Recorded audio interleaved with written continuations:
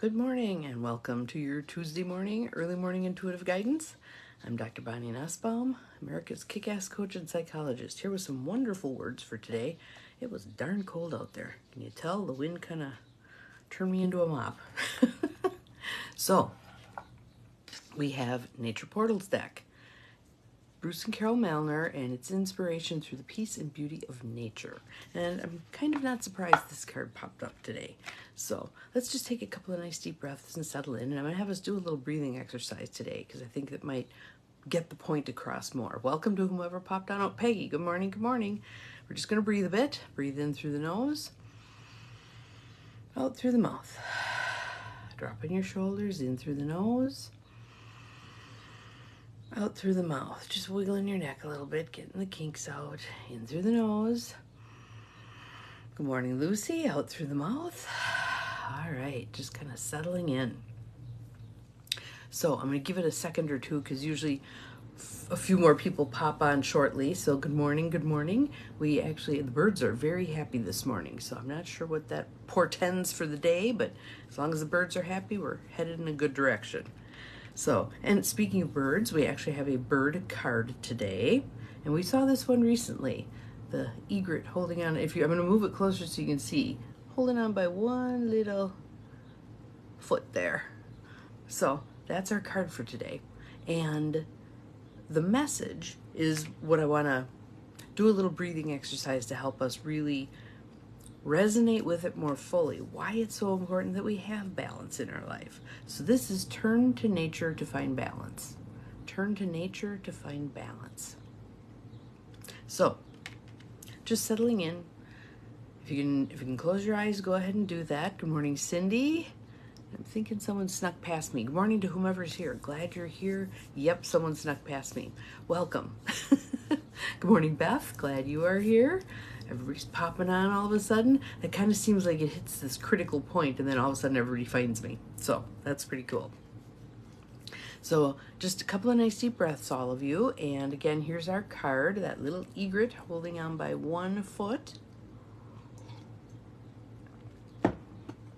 Let's see what it has to say. And then I want to do something to kind of drive this point home a little more. Turn to nature to find balance. The first step in regaining balance is realizing that you're out of balance. Imitate the egret and stand on one foot. Good morning, Carolyn. Those of you who want to participate, feel free. Stand on one foot. Did you wobble a bit? Did you feel yourself adjusting your weight and posture to bring yourself back into balance? That actually is a really good thing that we all practice. Stand on one foot and then get a little bit braver. Put your other foot out in front of you and hold it. And then put it out to the side and hold it. And then tuck it in behind you and hold it. All the while maintaining balance on the other foot. Then switch feet. One of the things you'll probably notice is one foot you're more balanced on than the other one. So you want to kind of get that stuff evened out. That's kind of the gist of that Igasku stuff that I've posted a couple of times, and Cindy has helped me post a couple of times. It's creating that alignment in your body. And oftentimes we have these little habits that really get us out of alignment. One of mine is kind of sticking my chin forward instead of tucking my head back. So during the day, I kind of practice doing that so that I can align myself better. But everybody has their little quirks. You might stand with one hip cocked out to the side. Remnants of holding babies, who knows? But get in then aligning your pelvis so that's all straight and even. That helps everything. It helps your back fatigue, it helps your knees, it helps your hips, helps everything. So well worth practicing, even a little bit. Use nature's calm, healing energy to realign yourself with natural balance. Interesting too, sometimes nature isn't calm, as in thunderstorms and hurricanes and tornadoes and all these other things. Those too, though, can be helpful. If I'm ramped up, a thunderstorm is a great thing because I know that thunderstorm is going to blow through. I know these emotions, whatever it is going to blow through. So it can also help us realize nothing bad lasts forever. nothing great lasts forever either. But then hopefully we step into really enjoying it while we have it, whatever it is, okay? Could be the ideal job, could be a great partner, could be a beautiful home, whatever it is, really appreciating it while we have it, knowing we're not going to have it forever. That is the nature of life. That is the nature of life. So the quote is from John Burroughs: "I go to nature to be soothed and healed, and to have my senses put in order." Have my senses put in order. So balance. What I'd like to do is have us do a little practice, just a breathing exercise, and what it's going to do is demonstrate the importance of having balance. So what I want you to do is take an inhale and a little exhale. And now an inhale and a little exhale. And an inhale and an exhale, a little exhale. What happens when you have a much greater inhale than what you're exhaling? You get pent up, right? You know, your eyes start bugging out, you get too filled up. Now let's try it the other way. Big exhale, little inhale. Bigger exhale, little inhale. Big exhale, little inhale. What happens? You get depleted, right? When there isn't a balance between what's coming in and what's going out, you get depleted. Think about that. Either end of that continuum really doesn't serve us well, correct? You can use this analogy in any area of your life. If you have a little bit of money coming in and a lot of money going out, and a little bit of money coming in and a lot of money going out, you're going to be in not good shape, right? Now let's check the other end of that continuum. A lot of money coming in, very little going out. A lot of money coming in, very little going out. You're stopping up the flow. Does that mean it has to be the exact amount of money going out as comes in? No, you can have savings, you can have money you're going to leave to people, etc., etc. That's all fine. But being cognizant of what am I taking in and what am I putting out? Because the people who take in a lot and let out very little end up being hoarders. It's hoarding in a way.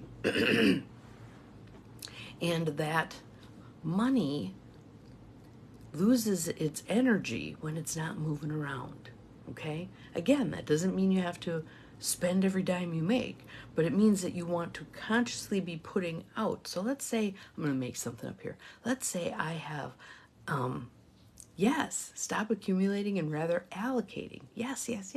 So that flow, if I'm bringing in, let's say I bring in $100,000 and I spend 10, there's $90,000 that I need to decide how to energize. What am I going to do to make that work for me or work for others? Again, it doesn't have to be giving it away. Let's say over the course of 20 years, I accumulate a chunk of wealth. I could choose to take the interest earned off of that chunk of wealth and put that somewhere that's useful. Maybe I see a single mom struggling because she's got a POS car and it's not helping her out. Maybe I buy her a car. Maybe I see someone who wants to start a new business and has a great business idea, but just needs $5,000 to get going.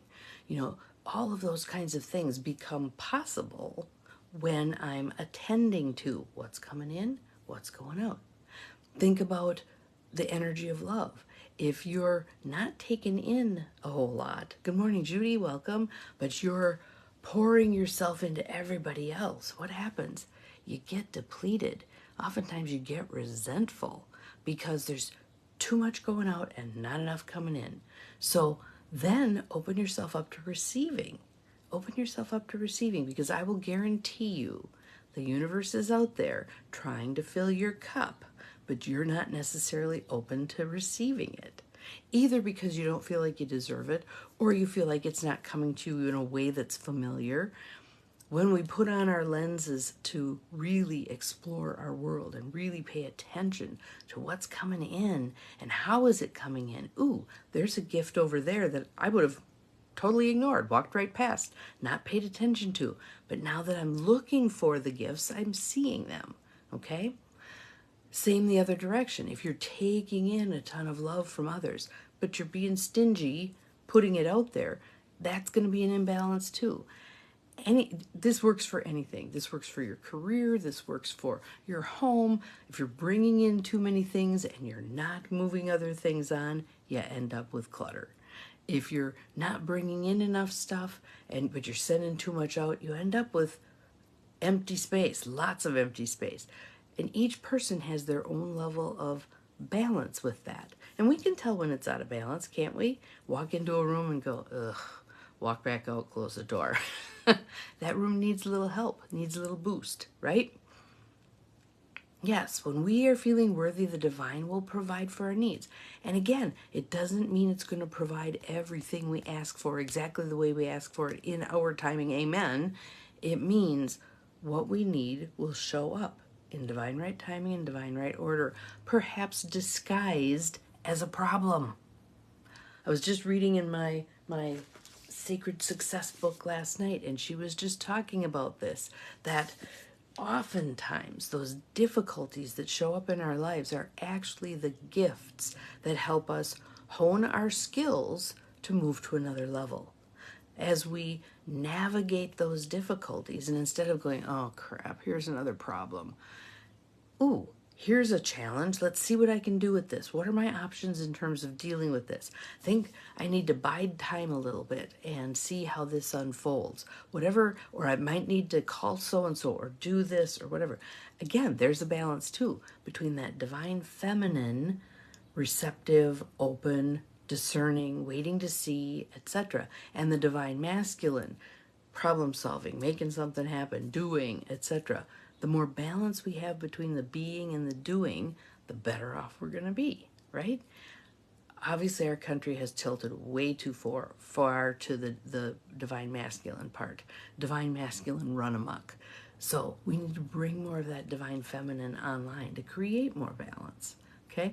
Something interesting, I heard through a friend that Marianne Williamson is running again for president, and the first time when she ran in 2016, I don't think anybody had any idea how to take her. I mean, she's not your typical politician, right? But now that she's been around and opened herself up to a whole new realm of people. I mean, there were all of us who followed her through more of the new age kinds of things, energy work, etc., etc. But now a whole new realm of people has gotten introduced to her. And she's trying to bring the divine feminine into a very divine masculine area, politics. So interesting to watch. To me, it doesn't matter whether she wins or loses. Wins and loses is another one of those divine masculine approaches. Her being present, her putting her words out there, her channeling the divine into this process that really needs an overhaul and cleaning up. Cool, cool, cool, cool. So, right now, just think. Allow it to come to you. Just allow it to flow into your mind. Where in my life do I need more balance? Breathe. Where in my life do I need more balance? Just listen to what comes to you. And if this is something you know on some level that you know where you need balance. For me, it's the work-play balance. I'm far too heavy on the work end of things. So it's my responsibility to balance that out better, to have more fun, etc. So what about for you? What's yours? And what are you willing to do? A small step. Remember, we like to do things incrementally. A small step to move yourself in that direction. Today.